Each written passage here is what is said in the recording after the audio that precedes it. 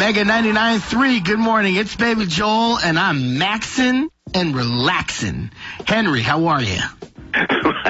You know what? I'm maxing and relaxing, too. Before we get into your book, my wife says one thing. Hey. That is what your wife said to you to say to me? Absolutely. Okay, now what is her name? Her name is Renee. Renee, if you're listening, let me just say I am thrilled that you had your husband go to me.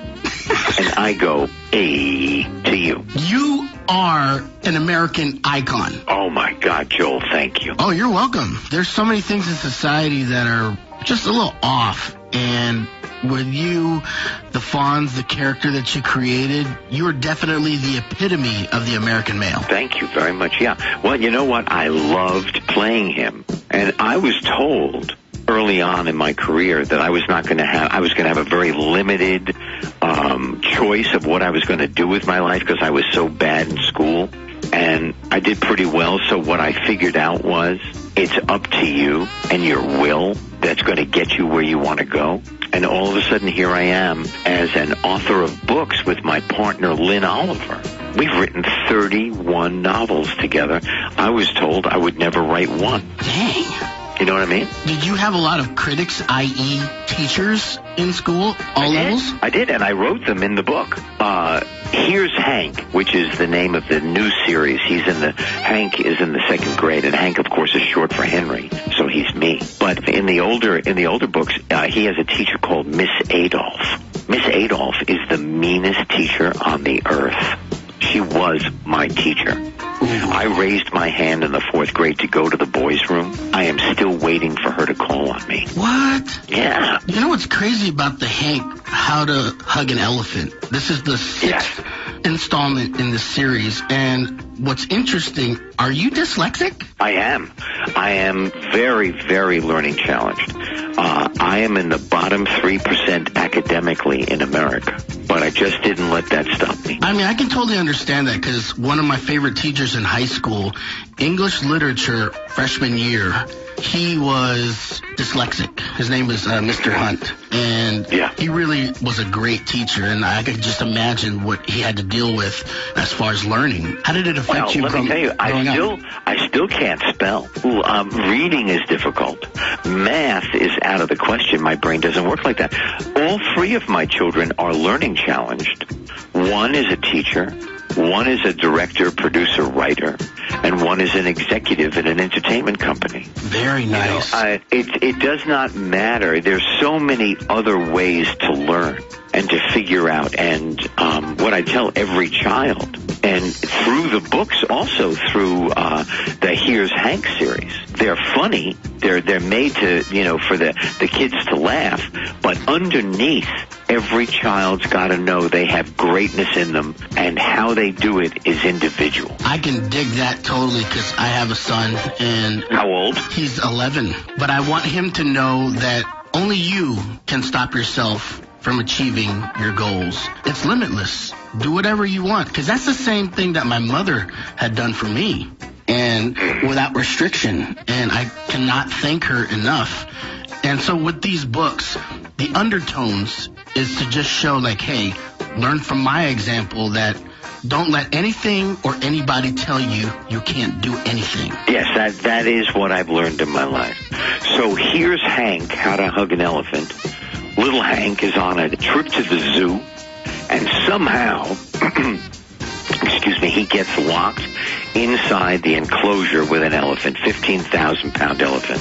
He doesn't know what to do, so he figures out, I'm going to play soccer with him. There's a ball in the corner. And if you Google elephants playing soccer, they are amazing at it. Elephants don't forget anything either. No, they don't. Then I got to go to Thailand this summer, and I spent time with an elephant.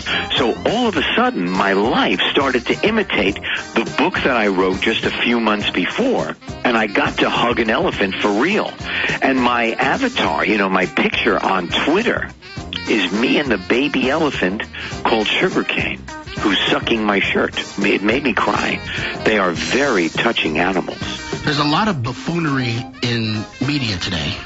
You know, there is, but unfortunately it's because the spotlight is on those people. But I'm telling you, there are people that you haven't met yet who are fantastic. You know, and I'll tell you who most of them are the young people who are, that I've met in their schools across this nation and across England, who are just incredible souls. I really agree with that, and it's hard to escape a typecast. Everything you say to your son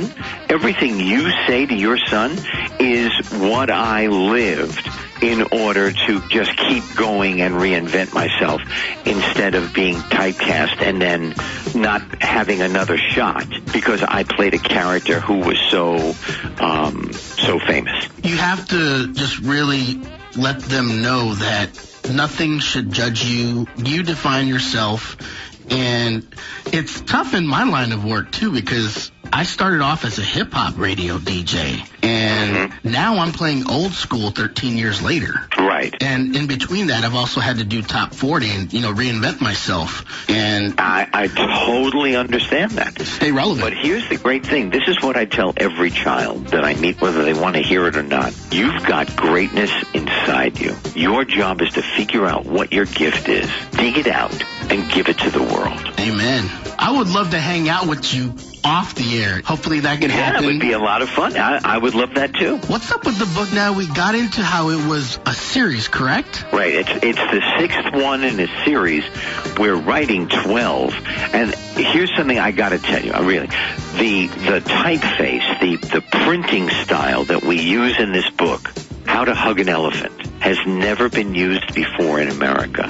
And it helps the beginning reader, the kid, the boy or the girl who's just starting to read. It helps them focus their eyes on the page. Because when I read, when I was little, and reading was so hard, the words would float all over the page. I had trouble keeping track of those sentences. This is very dear to me because my grandpa pretty much raised me. Father was not around. And we had a few moments. He didn't really say much, but we always watched MacGyver together. Oh, right. And now all of a sudden, the great director, James Wan, I think he's bringing MacGyver back. Ooh. Or he's going to try and resurrect it. And I will be a consultant. And it's going to be, I think, amazing because the guy is really talented. MacGyver himself plugged a sulfuric acid leak with chocolate. Yes, he did. Remember this. When he was driving and his radiator got shot out, he plugged the holes in his radiator with boiled eggs. He dropped eggs into the radiator. They boiled because of the hot water, and they plugged the hole. I can't even say anything. MacGyver, it's like a term, like we're going to go MacGyver that right now. Yeah, that's right.